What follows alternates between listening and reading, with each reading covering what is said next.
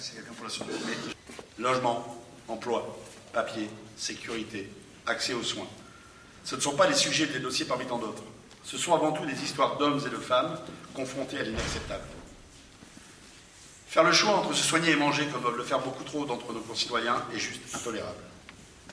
Intolérable aussi qu'un emploi à temps plein ne suffise plus à assurer un logement décent. Intolérable que les familles surcohabitent lorsque les jeunes adultes ne trouvent pas en face d'eux d'offres adéquates à leurs besoins. Intolérable que des familles se retrouvent à la rue. La société dans laquelle nous vivons a changé. Il n'est pas question de se le cacher. Les efforts de redistribution consentis par les Français, et qui sont au cœur de notre modèle social, ne suffisent plus. Ils n'empêchent pas l'accroissement de l'écart entre les revenus des plus riches et des plus pauvres. Le chômage de longue durée est devenu une donnée structurelle. Le contrat à durée indéterminée, à temps plein, a cessé d'être la norme d'embauche, et le travail n'est plus le rempart qu'il était contre la pauvreté. De la même façon, la famille nucléaire n'est plus la norme au profit d'une forte progression de la solitude et l'isolement.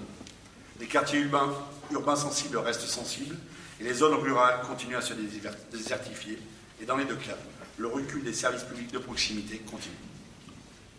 Les inégalités à l'accès aux soins sont directement liées aux conditions sociales. Sachez que près d'un quart des 18-25 ans vit aujourd'hui sous le seuil de pauvreté. Près d'un quart. C'est énorme. C'est aussi le cas d'un tiers des femmes élevant seules un ou plusieurs enfants. Et ces chiffres ne cessent de se dégrader d'année en année. Mon but ce soir n'est pas de noircir un tableau que nous connaissons tous plus ou moins, mais ces chiffres nous permettent de rappeler avec force que continuer à considérer les pauvres et les précaires comme une minorité marginale, peu ou prou responsable de sa situation, est un non-sens sociologique autant qu'une irresponsabilité politique. Face à une telle situation, nous devons regagner collectivement la bataille des idées et défaire les idées reçues avec détermination. Non, les gens en difficulté ne le sont pas par paresse. Non, ce ne sont pas eux les fraudeurs.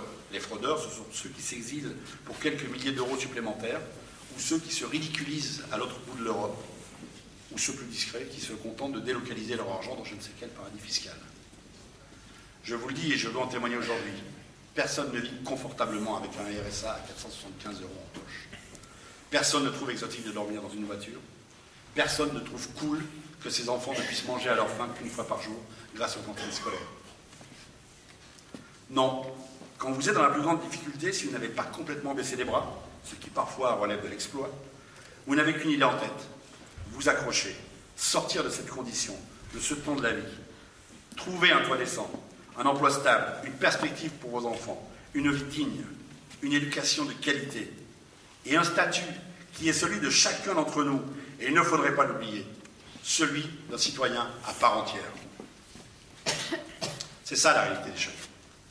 C'est ça la vérité quotidienne de ceux qui sont laissés au bord du chemin. C'est ça l'espoir de ces femmes et de ces hommes que je croise au quotidien et dont je ferai toujours un peu partie.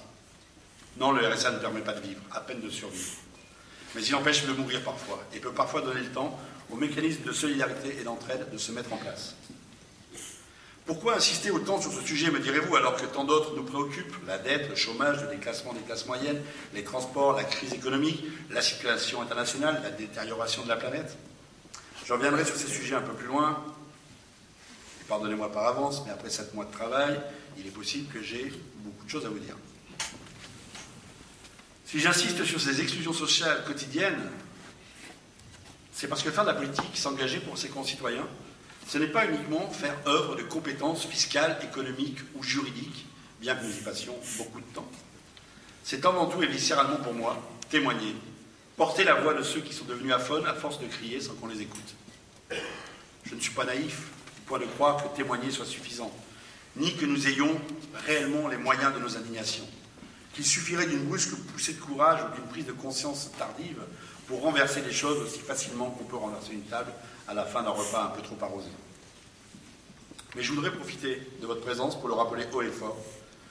Les populations dont nous parlons, les gens dont nous parlons, ne sont pas fixes. Les frontières de la pauvreté se déplacent à chaque instant, au gré des ruptures et des rebonds. Et c'est bel et bien l'ensemble de la population qui a intérêt à ce que nul ne soit abandonné.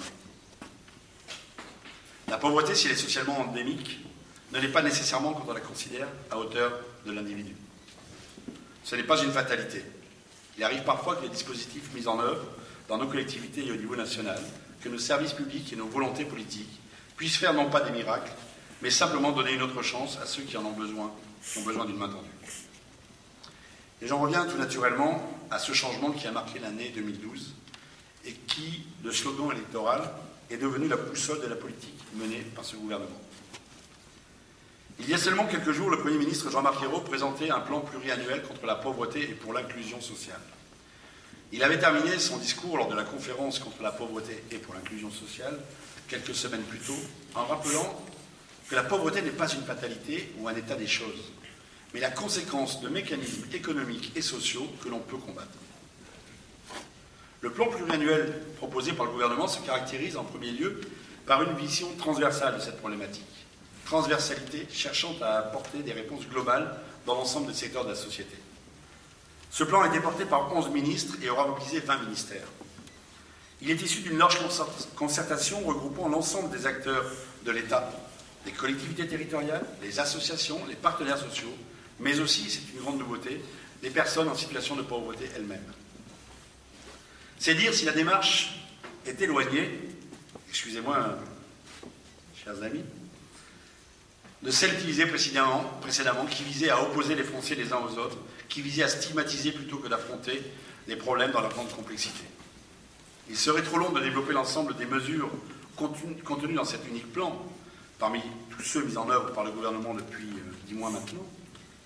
Mais il est évident qu'amorcer le rattrapage du RSA socle, permettre à 750 000 personnes supplémentaires de bénéficier d'une mutuelle, instaurer une garantie jeune pour les 18-25 ans isolés et en grande précarité, va dans le bon sens. Permettez-moi de m'arrêter une seconde sur ce dernier point qui me permettra de mettre en avant la méthode mise en œuvre depuis 10 mois. Le président de la République, dès son discours du Bourget, alors qu'il n'était que candidat, a voulu mettre la jeunesse au cœur de son action. Si le dispositif que je viens d'évoquer est en tout premier lieu destiné aux 18-25 ans, qui ne sont ni en formation ni en emploi, et souffrent d'une grande précarité, et se présente sous la forme d'un soutien intensif et de propositions adaptées de formation ou d'emploi, il n'a pourtant rien à voir avec d'autres dispositifs destinés à l'emploi des jeunes, tels que les contrats d'avenir ou là encore les contrats de génération. Pourtant, ces trois dispositifs participent bien d'une même volonté d'ensemble de répondre au même défi. L'emploi des jeunes est prioritairement celui des 150 000 jeunes qui sortent sans formation du système éducatif. Parce qu'il n'y a pas une population jeune homogène, aux problèmes calibrés, mais bien une diversité de situations qu'il convient de traiter de façon spécifique et globale, pour peu, bien entendu, qu'on souhaite arriver à de réelles solutions, pour peu, bien entendu, qu'on veuille vraiment inverser la tendance lourde du chômage. C'est sans doute ça, le côté le plus spectaculaire du changement. Cette nouvelle approche, transversale, participative, proche des acteurs et des réalités du terrain, moins dogmatique et résolument pragmatique. Bien entendu, cette méthode dont je viens de vous parler se décline dans d'autres secteurs, comme celui de la remise à leur juste place de la réflexion et de la négociation collective des partenaires sociaux. L'accord signé il y a quelques jours par les syndicats et le patronat sur la sécurisation des parcours professionnels en est l'exemple. Pour être honnête, pas tant, à mon sens d'ailleurs sur le fond, qui peut laisser en suspens quelques questionnements, que sur la méthode qui a su préserver les prérogatives de chacun, tout en remettant le dialogue social au cœur du processus. Je voudrais d'ailleurs en profiter pour saluer ces acteurs dévoués aux autres et à notre modèle de société que sont les syndicalistes, qui, en ce moment, sont très souvent stigmatisés. Ils sont souvent à la pointe de la réalité sociale et économique de notre pays et de ses entreprises, et nous devons nous montrer à leur écoute.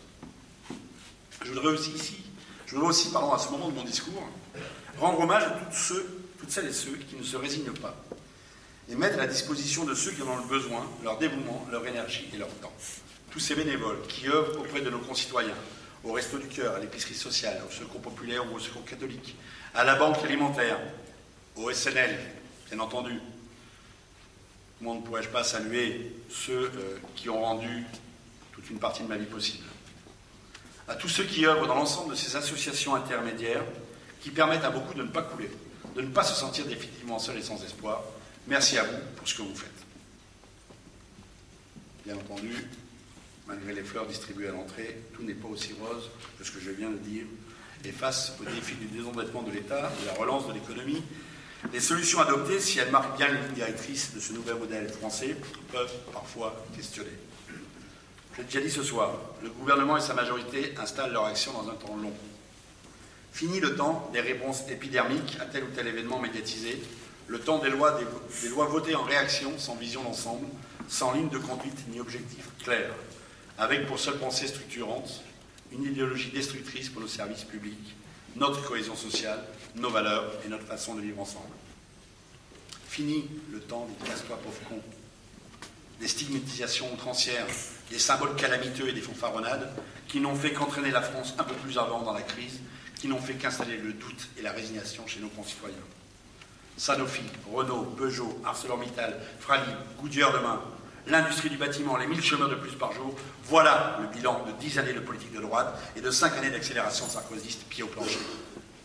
Oui, il nous faudra du temps pour redresser la France, réduire la dette. Et vous l'avez compris, l'effort de 2013 avec l'objectif des 3% de déficit sera un effort sans précédent. Relancer l'économie, remettre la France sur un chemin plus juste, plus solidaire, mais aussi